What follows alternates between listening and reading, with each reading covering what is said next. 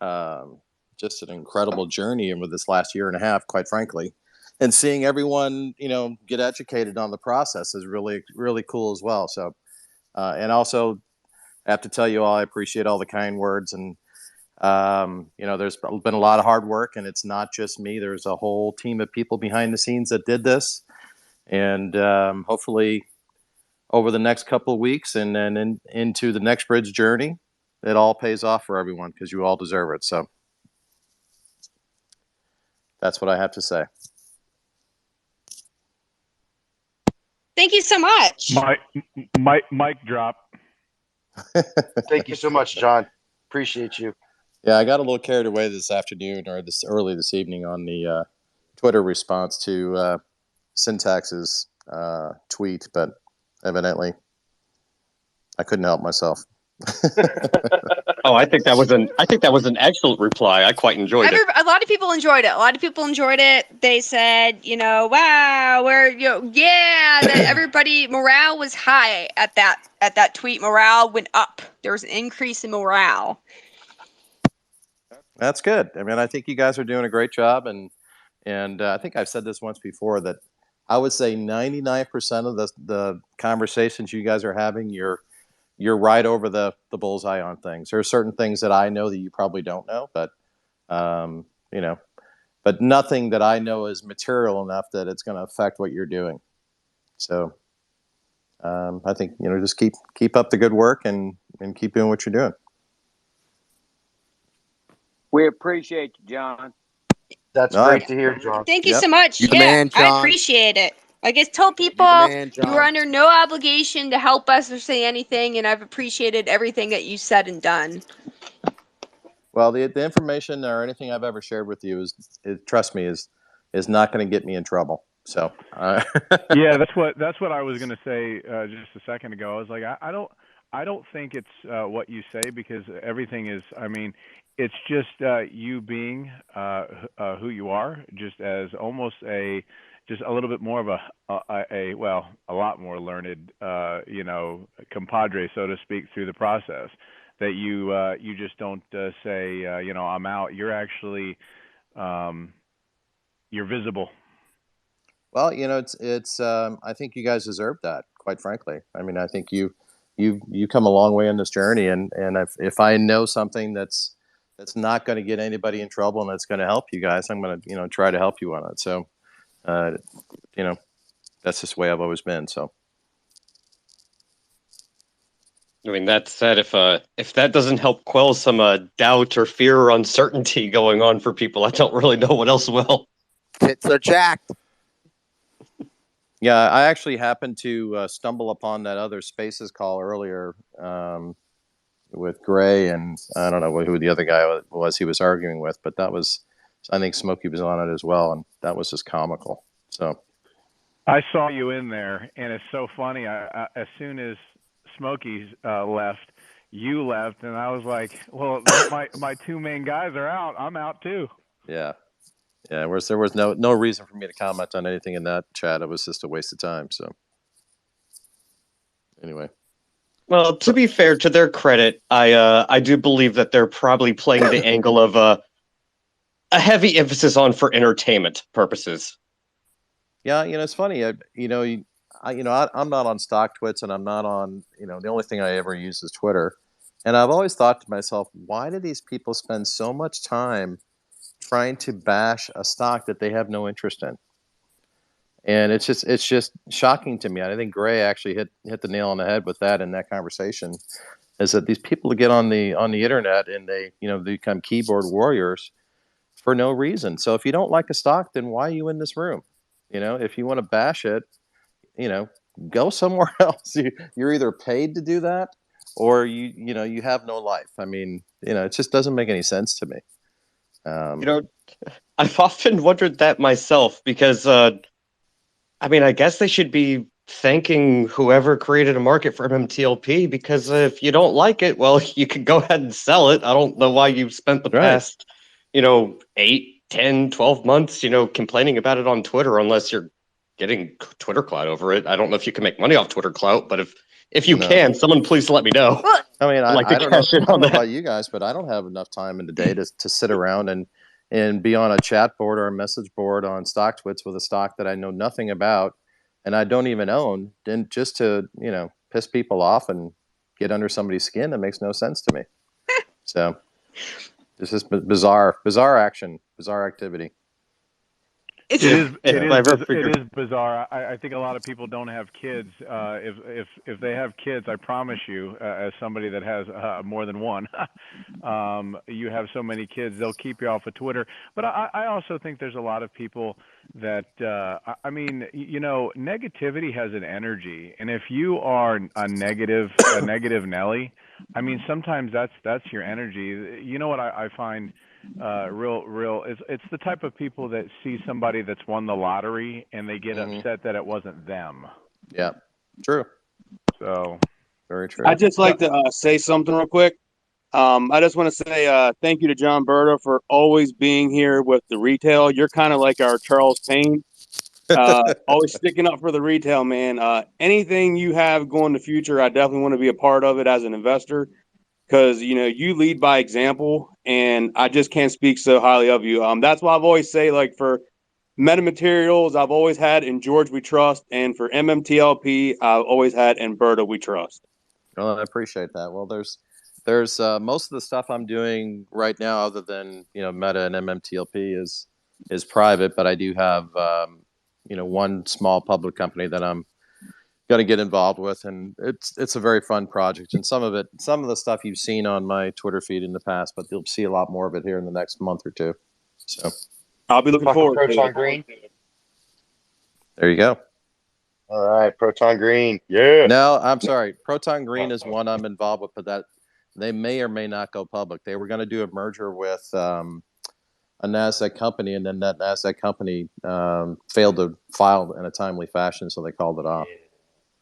So anyway, but I'm still involved with Proton Green. They likely will be public at some time, but probably not in the next 6 months. But that's a huge helium play, and that's really a fun project as well. But the other one I'm talking about is already public. So anyway, Awesome. Can't wait. Mm-hmm. Hey, shorties of food. I just want someone to figure out how we can harvest all of this Twitter salt and find a way to monetize that. I would really appreciate that. Well, aren't they going to do tip jars on your Twitter accounts? Isn't that what I heard? That could be one way. Either that or if they if Elon really does start trying to compete with YouTube and allows long form video uploading, then yeah, I guess maybe that's another one. Yeah. They say he's going that way. We'll see. Yeah, I don't know. Maybe the salt peddlers are onto something that we're not. Maybe I haven't given them enough credit yet. We'll see. Anyways, John, I want to say thank you again because I appreciate it. Yeah, you have been you have definitely kept the spirits up. I'll say that much, man. Well, I want to make sure that no one has a crystal ball and knows where the whole thing is going to play out. But one of the things that you can do is do your due diligence, like you all have, and make your own decisions and have your own convictions. And luck plays a big part in things too. So coming out of this thing, when we decided to do this merger, and oil went negative $37, trust me, that board meeting we had was not pleasant. So fast forward a year and a half, we get the merger done, and then all of a sudden oil is back in favor. It was, a little luck never hurts anybody as well. So what year was the merger first presented to you, the possibility of merger? This was in May of 2020. We had a board meeting and discussed it, and we decided to look for alternatives, and we interviewed about 6 companies before we decided on Meta. How hard was it for you guys in 2016, 17?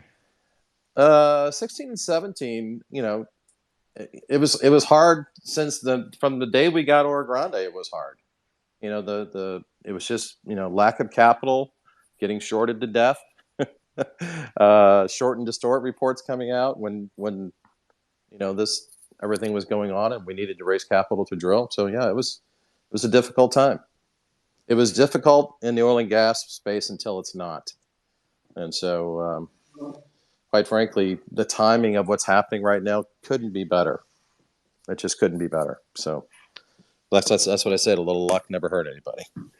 Absolutely, because I can tell you, I'm retired from the oil field, but the way things have been going, I told my wife, I said, if I had more family around me, I might do another stint in the oil field because oil and gas is doing very well. Yep. I think we're into probably a good 5 to 7 year cycle here that's going to be, as long as there is the mindset to not over drill and stay within budgets. I think we're going to be in for a nice run over the next 5 to 7 years in that space. I agree 100% on that. I mean, they're going into new plays in Eagle Ford. They're going into new plays, and then in Utah, they're also going into new plays up there too as well. It's really awesome right now. No, I'd agree. There's plenty here in the United States to do. No doubt about that. I also think a lot of equipment, a lot of assets for certain oil conglomerates have been sitting for a while. A lot of land, a lot of things that they don't have to, that are actually like leftovers from the big boom from 2010 to 2015, 2016. My stint in the oil field, that I don't think they're going to have to really go into that an increasing amount of debt. They've already, in some ways, either it's just been sitting there, so they can access that without having to even raise capital. Mm-hmm. Yeah, the biggest part of those unconventional plays right now is all of a sudden getting workers, getting pipe, and frac sand is still an issue. So all of those things come into play, but it really when this last downturn in the industry, we lost so many people. Getting them back is difficult, really difficult. Well, you said a life out of the oil field. I mean, that's what happened to me. Is if you asked me, would you go back? It would take a base salary of significance to get me back, because I'm comfortable where I am, and I don't want to go across the country to work in desolation. Mm-hmm. That's not for everybody, for sure. But if anybody's in here not quite fixed on what you're doing and you want to make good money, the oil field, if you're over 21 and you can pass a drug test and you're willing to work hard and learn the process, the money is out there. It really is. It was an absolute blessing for me as a teacher that was neck deep in student loans, and when I went out there with nothing, I left with a pretty good pot. And plus the fact that you have no free time, so you're not spending it either. Oh, that's exactly right. I mean, right. when I got up there, I didn't go home for the first 3 months, and then I was probably 2 months on, 1 week off, 2 months on, 1 week off for the first 2-3 years that I was out there, and then you work 21 days on and then 7 days off, but every couple of weeks when the paycheck comes in, and I was in the wireline industry, so it was a little bit different. We worked directly with the frac operation, but it wasn't as I guess it wasn't as backbreaking as you might say. No, I know. Mario, your hand's up, and then we'll go to Doku. So Mario, you're up. Yep, my brother-in-law worked in the oil field a while ago, especially like during the Trump years, and I think the oil industry is gonna keep going up, especially after the next election. Not to bring politics into the realm, but that's just the way I'm thinking. So oil is going to keep going on up. That's just my thoughts. So thank you. Agreed. Right on. There's always a demand for oil. Okay, Doki, you're up. Yeah, apologies first if you've been asked this question before, Mr. Brda, but was there like a moment with Meta where you had like a wow moment that decided you to go ahead and like, okay, this is who I want to merge with? Yeah, it was the first Zoom call we did. Greg and I were on a call with George, and he spoke to us for about an hour and a half to 2 hours, and went through all of the technology that they had at the time, and saw his passion, and saw, the fact that, he was sincere about what he wanted to do. Both Greg and I got off the phone and said, cancel everything else. We're gonna do a deal. We're gonna do our damnedest to get a deal structured with him, and so we did. It was Cool. It was very quick. And I remember I was in Torchlight at the time, and you guys came out with the that merger proposition pretty fast. It happened quick. Yeah, by the time between the first meeting and the LOI was less than 2 weeks, and that was only because the attorneys wordsmithed the LOI to death. So we had agreed on terms rather quickly. Cool, Hey, awesome, John. thank you. Hey, John. Hey, my name's Talking Tree. I'm friends with Jared. Oh, okay. He's actually my kid's godfather. Oh, that's wild. And I actually asked him to call you the other day because I wanted to ask a question, because I called E-Trade and you might have already answered this. I just came on because I was putting my kids to bed. When I called E-Trade, I asked them about all the FUD that is going out about people carrying shares over to NextBridge. Now, that's not possible, but they're telling me to contact the basically investor relations department for MMAT. And I wanted to know if you knew anything about, like, that's not possible, or. So the answer to the question is, carrying shorts over, they're not supposed to be able to do it. But if you have enough money, you may be able to convince your broker to do it. That's which is my theory of what happened with, the Series A preferred to begin with. There were so many shorts it didn't cover, and they all thought that, hey, the assets are worth $1 a share. We'll take the risk. Here's a bunch of money, broker. Don't worry about it. We've got it covered, and then we'll find a way out of this after the merger. Okay, and then when MMTLP started trading, that's exactly. It proved my point, proved my theory on that. And so, but as far as this is concerned, it's really a lot different. As Bird Lady mentioned, there's no CUSIP, there's no DTC eligibility, and even though we filed an S1, we are technically a public company because we have 64,000 shareholders, and you're required under the 34 Act to be a reporting company when you have over 300 shareholders. But we are a non-trading, no CUSIP, no DTC eligibility. Therefore, everything is going to be held at AST. And so they should not be able to carry that short position over past the record date. And I'm saying they should not be able to because that's every understanding that I know is that they should not be able to. So, and then I think somebody mentioned, a week or so ago that they'll just carry the short position over and go to NextBridge and buy shares. Well, two things. If you guys remember when we did the Series A preferred, there's only 200 million shares of preferred authorized. So you can't change that designation with the state. So even if they wanted to buy shares of MMTLP that would actually turn into NextBridge, you could only sell 35 million of them if that were ever to be the case. Secondly, it creates a taxable situation if we were to sell those shares before a merger happened. Okay, so I'm giving you guys some insight on this stuff right now. So let's say somebody came to us today and said, hey, I'll buy 35 million shares at $50 a share. Well, that becomes a taxable event to the spin out and basically destroys the whole spin out. It won't happen.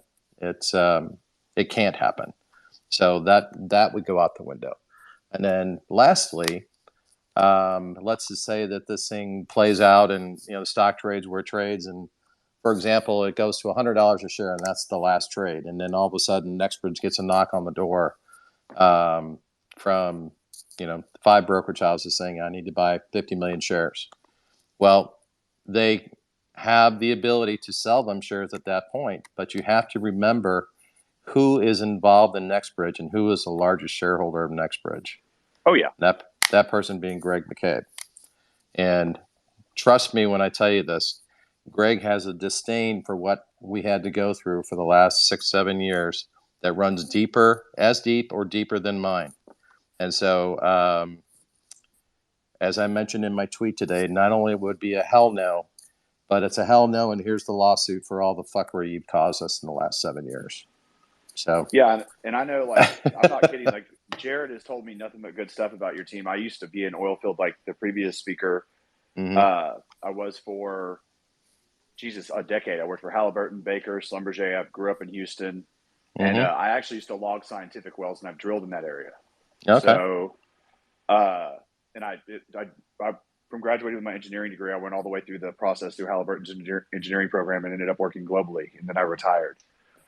So, the efficacy of your team and stuff and what Jared said is like on par with exactly what you're saying. So, I just wanted to ask because there's so much out there that people are saying, and falsification of documents and shit like that gets really confusing to investors. Right. And I just want it to be said as much as possible, like what's actually going on. Yeah, and I tweeted about that potential tonight, and I think that's what people were responding to. So, thank you so much. Sure.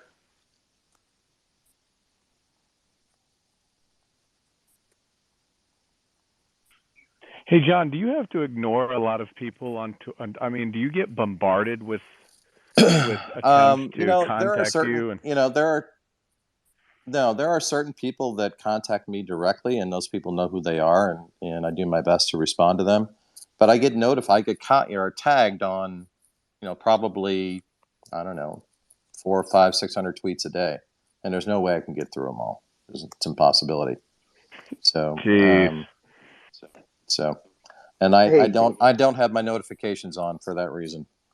So I would never get anything done. So, quick question for you, John. Since hedge funds, they're basically a stupid breed. I would argue that they are not. I would argue they're some of the smartest people out there. Whether they're nefarious or nefarious is a different word. Nefarious is a better word. Right. Yes. So they're a nefarious breed. Do you think that there's still the leftovers, especially like that foreign stuff that got sent overseas from Torch, still left over that needs to be taken care of? Absolutely. That's my personal opinion. I don't have any way, just like the rest of us. We have no way of understanding what was short. We have no way of understanding what failure to delivers were ever covered. Which is basically a naked short, and there never could a way be of knowing synthetic shares. That's right. It's an impossibility. And so until the SEC and the exchanges decide that they want to serialize stock and or eliminate shorting, it's just not going to happen. They're going to play by these rules. If you guys remember, probably, I don't know, maybe it was a month ago, there was an article out about UBS that got a $2.5 million fine for basically using their clients' stock in a cash account, treating it as margin stock and shorting against it, which is also legal. And they did it 7,000 times and got a $2.5 million fine. So what does that tell you? It tells you that this system is pervasive. They all do it, and a fine is just part of doing business. So until they want to get serious about it, and I think the reason why they don't get serious about it is because we're one of 20,000 stocks that they do it with. How many failures to deliver are out there on an annual basis with not just us, but you can probably take every company that trades for less than $1 billion market cap, and the failure to delivers are probably insane. And then what pisses me off on top of that is they just simply do a quick swap with a buddy of theirs. They knock the failure to deliver out of the calendar days, and they just start again. That's right. They push the can down the road even further. Yep. That's one of the big pushes with blockchain. Quite frankly, blockchain would solve it in a minute, but they can't solve it. They don't. The system isn't designed for you to solve it. And if you were to stop everything you're doing today and go to completely to blockchain, where would they come up with all the money that they've already put in their pockets?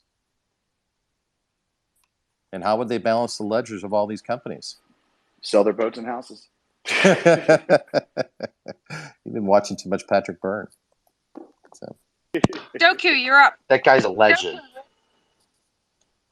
Oh, yeah, just to touch on what you guys were saying, and I want to ask specifically, I probably already know the answer, but just since you're here, Jean Barda, I would like your personal opinion on it. It sounds to me like, okay, if I'm a hedge fund, if I'm big money, or if I'm engaged in unethical processes, things that might get me in trouble, and the only thing that happens is, okay, I get fined $100 million. Well, I've made 500 million, $1 billion, and where's the incentive to stop? So they're just going to keep doing it. Am I wrong in any way on that? But that's how seems to me. I think you're wrong in one aspect. The fine is never $100 million. It's usually $1 million or $1.5 million or $2 million, and a slap on the wrist, and more importantly, plausible deniability. So I'm being too generous. They always say, I think the term they use, what is it? They neither admit nor deny culpability. Yeah, I've seen culpability used, especially when Congress decides to pull them in front and decide to, hey, explain yourself. It's like, oh, yeah. Yeah, we didn't do anything wrong, even though, I don't know, I guess we kind of did, but, we'll play the fine, but we're not going to admit to anything. And, so that's, I often wondered when they find these companies, okay, that's great. You got to fine them $40 million. How much money was made off of the illegal activity that you did? That's what they should be doing. They should be saying, okay, you're gonna forego all of your ill-gotten gains, and you're going to pay the fine. And by the way, the person who was in charge of this activity is going to be civilly charged. Then it would stop. It would stop immediately. But that would negatively affect their super PAC donations. The last thing I guess I'll bring up is I've often wondered, just going through, and because I get bored at night and I look at WorldCom and Enron. My mom actually worked for Enron back at the time that whole thing happened. That was quite interesting. We had to move out of Texas due to that, but different story. I won't go down that road.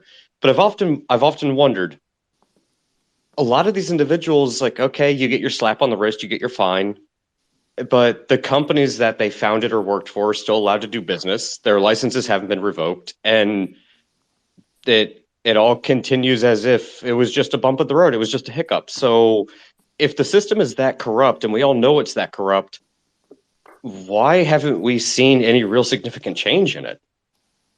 Because we're not in control of change. Fair point.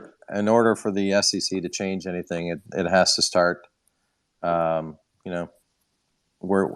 it's always has been and always will be, follow the money. All the brokerage houses support FINRA. That's where FINRA gets their money. It's through broker dealers and the brokerage houses and the registered reps. That's how they make their money. And the SEC, all the people that work at the SEC suddenly find themselves in really cushy jobs when they leave with big hedge funds and big Wall Street firms. So there's no incentive to change it. So I guess I'll ask one question then. Do you think it ever will change? I don't think so. I don't think so, and that's why I'm not doing a whole lot on the public side anymore. Is because I just think the deck is stacked so poorly against small cap companies, and they really don't have a fighting chance. It's really shorting Tesla or shorting GM or that kind of stuff is easy. That's really easy, and that stuff plays itself out really well. But when you start shorting a company like an oil and gas company or a biotech company that has to raise money in order to continue their path, it's just an invitation for, nefarious activity. And until the SEC wants to do something about serializing stock or making sure that there are no failures to deliver, or changing the short laws, and it's going to continue. And it makes it very, very difficult for any small company to be in the public space. But there I'd just like to say one thing real quick. Go ahead. I just want to say one thing real quick. The beautiful thing about this play is, let's say the shorts do what they usually do. They pay off the brokers, and they don't have to cover shorts because they manipulate the system. That's why we got NextBridge as our stop loss. We have the backup plan to take care of the shorts, regardless whether they pay their $1 million or $2 million fines and don't have to cover their short positions. But we got NextBridge as a backup. So either way, we're going to win regardless, in my personal opinion.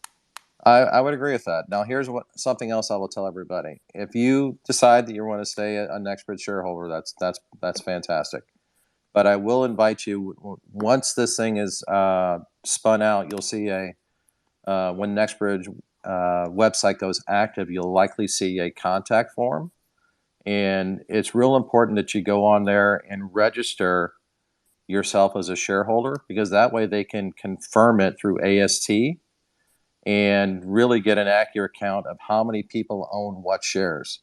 Because I have a sneaking suspicion, and I think you all know where I'm going with this, is that there's probably a lot more than 165 million shareholders of Series A preferred, and there's only 165 million shares going to be distributed. So if there is an imbalance in the ledger and we find out about it, that's when the fun starts. Yeah, it's so when the fun starts. Now, as far as AST, if you're holding in a well-known brokerage, let's say like myself, TD, is it one of those processes where those brokers actually transfer it where it's supposed to be by default? Yeah, so TD, depending on whether or not they'll hold a non-tradable security, most brokerage houses don't like to do that. They would send it back to AST on your behalf and register it in your name, and then you would get a statement from AST, in the mail saying, "Hey, just want to let you know, here's your account statement. You have X amount of shares of NextBridge Holdings," and that's how they would do it. Most brokerage houses are going to end up doing it that way, because they don't want any part of a private company. Now, you can always tell your brokerage house to do that too. For example, if they decide that they're going to keep it, you can always tell them, "Hey, send it to AST. I don't need to hold this in my account because it has no value. It's a private company. It has no value on my statement with your brokerage house." Is there any advantage or disadvantage to that? The only advantage is it helps us balance the books. So, for example, let's say E-Trade, for example, or TD America, any of them. When they credit you with a position in your account, it's either a valid share or an IOU. And if you're not forcing them to, basically balance their books and get rid of all of their IOUs, you're never going to know how many shares are truly owed. Does that make sense? Yes. Thank you. Thank you for the clarification. Right. Can I reverse this conversation a little bit? Sure. So you had mentioned that's when the fun begins. Can I maybe pick your brain some? Sure. So if, say, there's these shares that are an immense count beyond what is supposed to be there, and they do go into this with still these synthetic shares, there is going to be a ton of litigation and all kinds of investigations and stuff basically opened up on all of these broker dealers, correct? Yeah, I mean, obviously somebody has to, we'd have to hire I shouldn't say we, NextBridge would have to hire an attorney and go after those brokerage houses that haven't balanced their books correctly and start, basically file a class action on behalf of the NextBridge shareholders. So it would ultimately benefit them to just go ahead and get this situated before any said litigation could possibly be arose, correct? You would think. Yeah, right. So that would be the push for them to want to make sure that this is all taken care of, say end of business on the 12th. Yeah, but I really don't think they can. I don't think Here's they can either. no, and so the problem is once you create one synthetic, it can never be. The only way to get rid of a synthetic is to have the company issue a real share. And in this situation, the company's not issuing shares. Oh. So, for example, if you short 1,000 shares in it, and they did this throughout our existence, and that's why they did it. Okay, they knew we had to raise money eventually to do our drilling programs. So the guys would, sell short, never borrow the shares, knowing full well that some part of the next 6 months we're going to be doing an offering, and lo and behold, you go to one of the broker dealers and say, "Hey, I need to raise, X amount of money," and you have 15 funds raising their hands right away. Yep, I'll take 2 million. I'll take 5 million. Well, why are they taking that? Because they shorted it already, right? So that's why. Wow! Right. Wow! And so they've already shorted their position in. It might have been 10 days earlier. It might have been 4 months earlier. But they've shorted their position in. And so they all raise their hands and say, "Yeah, I'll take that."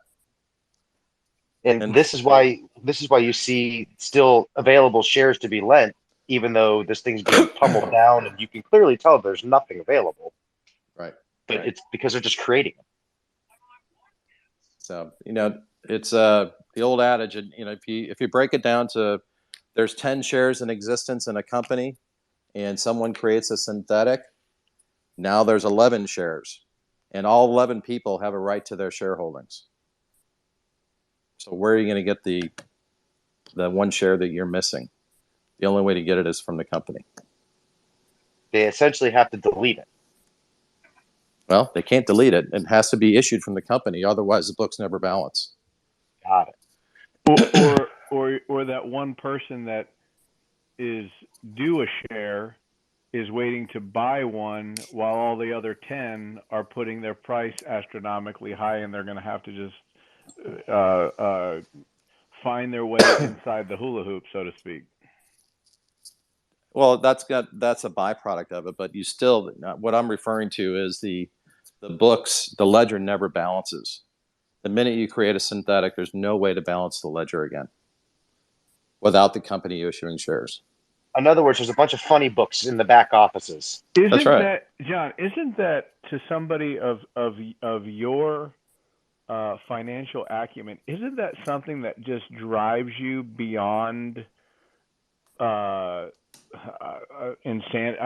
You hear what you just said? They could never balance the ledger again. I mean, when you said that, the finality of that type of sentence just hits my head, and I'm like, what? Yeah, it's bizarre, and FINRA allows it, DTC allows it, and broker-to-broker clearing allows it. Doku, your hand's up. Okay, yeah. So this is speculation on my part, and I want to have it known that this is me just purely speculating, just trying to figure out what exactly it is we saw today and why we saw it. But I'm sure some of you already know that we saw the total outstanding shares, the float, and the turnover rate went from something we could see to something we can't see. And people have been speculating as to why, and I don't want to speculate. That said, part of me does wonder, is it because we're looking, or entities that might be wondering, okay, how many shares are actually out there? What do we actually have to look at to close out these short positions? Like when all of this is said and done, when all the shorts need to be closed, all the shares have to be accounted for, everything's off the books, it's going private. Is this part of like an accounting process or an audit, or trying to figure out like, what do we need? Because that's the only thing that really makes sense to me, but I could be totally wrong about this. I'm just curious as to what. I really don't know how that works in the back offices and why they're pulling that that information down. All of the discussions about how many shorts are out there and how many nakeds were out there. There's no way of verifying it. There's just no way.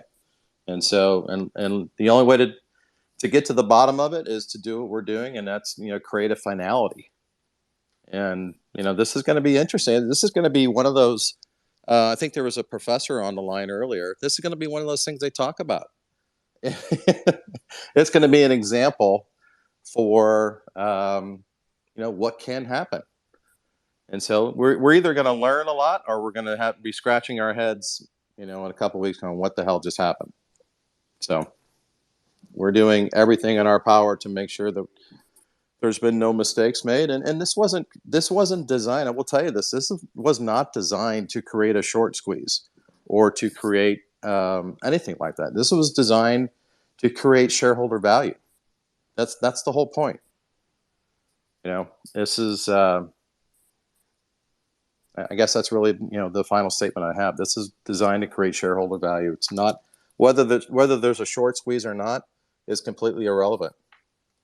That's them being disingenuous and nefarious. That's not us.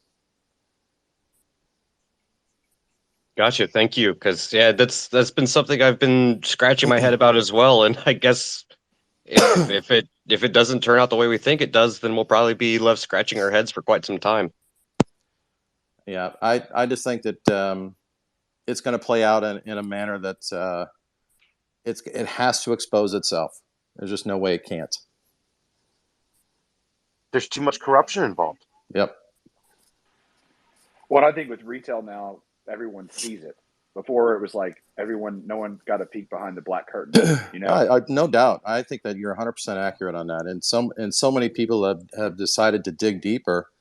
And, thank God for the internet, right? So, 15, 20 years ago, nobody knew about any of this stuff. I certainly didn't. I didn't know about any of it. Do you think there's a catalyst that we ever reach, like what happened in 2008 with the housing crisis, where there has to be a shift, I remember testimony before Congress with Fannie Mae and Freddie Mac and all that stuff. Do you think that with retail involved now and with the way that everyone's pushing and it's starting to become mainstream where news organizations are reporting on it, that we'll ever have that catalyst to cause the shift back to a more genuine process? I don't know. I mean, I would love to see that, but the amount of money that they've cratered out of the system on the backs of retail and our retirement accounts is so much money. It's unbelievable. I just don't. There would be institutions that would fail like you wouldn't believe, and they're not going to let that happen because it's horrible for the economy. But I don't know. I just think that we're in such a mess overall, and the way the markets are designed is such a mess. People you hear on the news all the time that the markets are efficient. They're anything but efficient. And that's what happened in 2008 anyway. I mean, you get bailed out, and then you start personally, I think that what they did, what has happened even in the housing market now, has created some major issues. Of course, it's COVID related, but when you have people that are buying at premiums, and when you have just like anything else, when you have a 20, 30, 40, 50% correction of a certain type of market, you are going to face some major issues regardless. So I think you're absolutely right. When you're dealing with money, there's always going to be corruption. And when you're dealing with people that are making a lot of money, that money is going to work to keep the corruption flowing. It's just the way the human species is. I mean, it's the way it is. Absolute power corrupts absolutely. Yes, it does. No doubt about that. Well, everyone, I'm going to be checking out. I'm going to finish up my evening and then get back at it tomorrow. So thank you so much for taking your time out to this little chat. I appreciate that. Sincerely. No, it went longer than I expected. So have fun, everyone, and happy trading. And just remember, do what's best for you. Don't believe everything you hear on the internet. It's not gospel. So thank you, John.